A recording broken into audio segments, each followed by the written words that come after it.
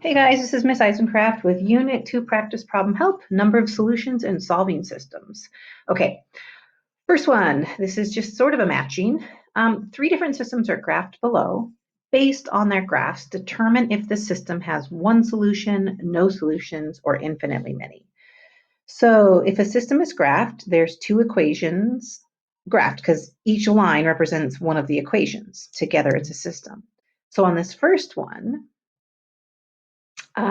we have two lines and they are intersecting at one spot. And so that indicates that there is one solution, exactly one solution.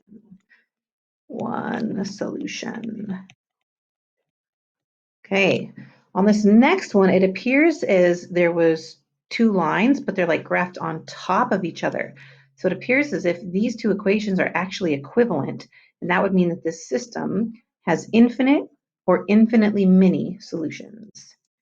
Infinitely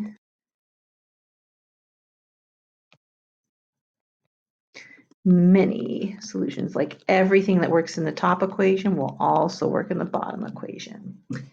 And then the last one, when you have a system and it appears that they are not intersecting no matter how far out you go, they're actually parallel lines, they're going to never intersect, that would mean that there are no solutions.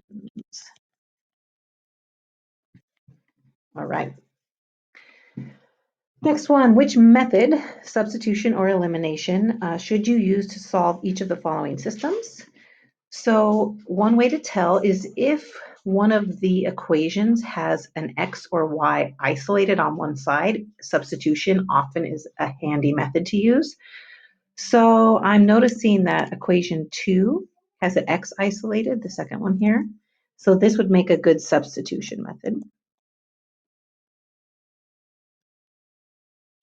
This one here has a y isolated, so you could plug that in there. That would also be a good substitution.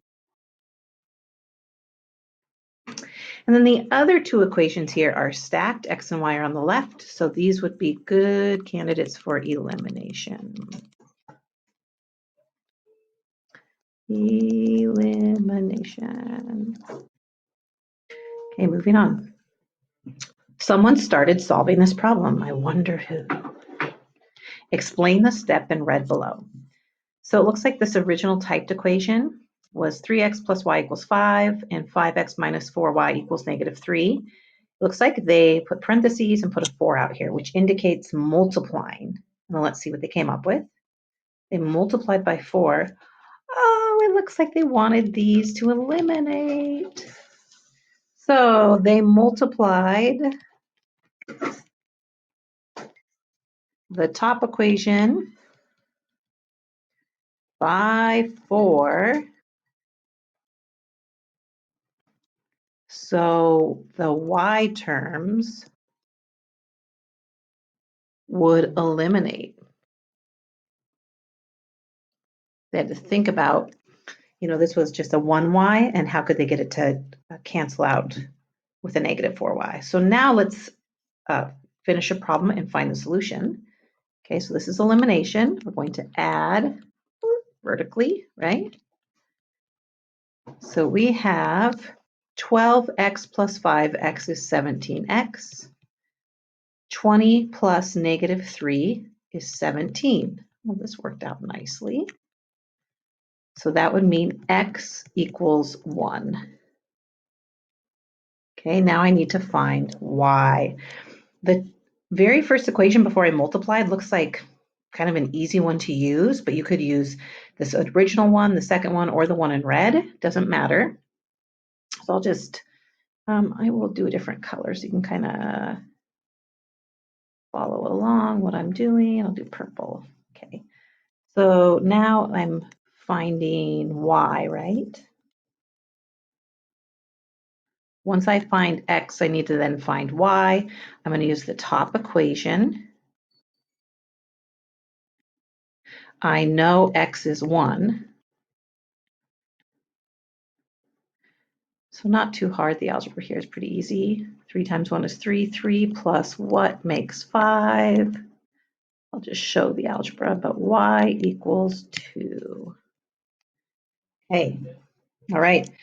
Let's kind of Mentally plug that in and see if it works. 3 times 1 is 3, plus y. 3 plus 2 is 5. Boom. Next problem. 5 times 1 is 5. 5 minus 4 times 2. 5 minus 8 equals -3. So it does work. I kind of mentally went through that. Last problem. Find the solution to the system using substitution. Show all of your steps. Okay, so I see y equals 2x. So I'm going to put that in place of y in the second equation. So I'm going to rewrite it. 4x plus 3. In place of y, I'm going to put 2x. So it wasn't a really long expression. Okay, equals 20. So now 4x plus 3 groups of 2x is really 6x. Hey, not too bad. 10x combined like terms equals 20, which means that x is equal to 2.